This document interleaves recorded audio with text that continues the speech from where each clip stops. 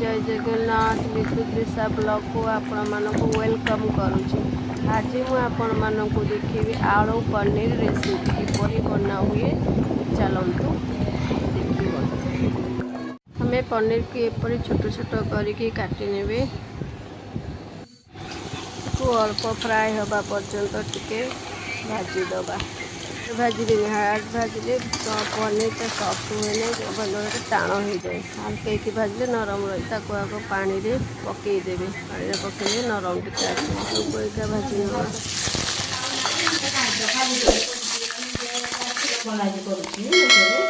लुण किछटा पकईबा।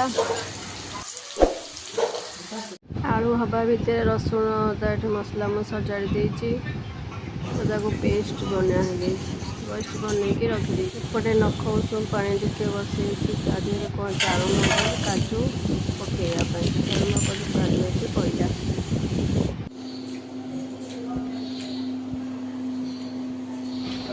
आलू हो काले टे भल कर गरम कर भाजीगला गोटा जीरा तेजपत्र डालचिनी लवंग अलैच फ्राए कर पियाज को पकईदबा।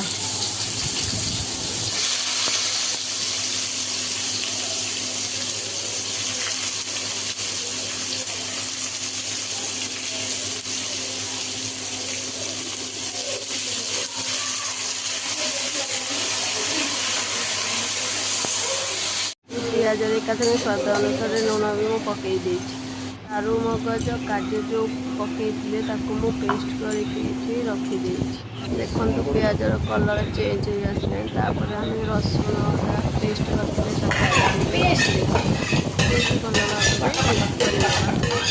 बिलाती कटा पकाला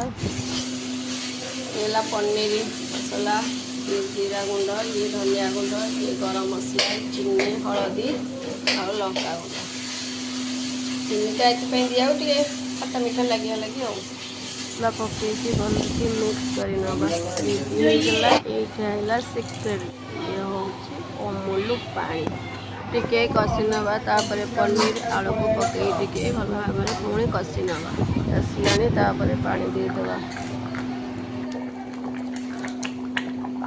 देखो होगला रेडी पूरा पनीर आलू रेसिपी मैं बनईकि देखो किपरि आपको लगुच पूरा रेडी होगला पनीर आलू रेसिपी।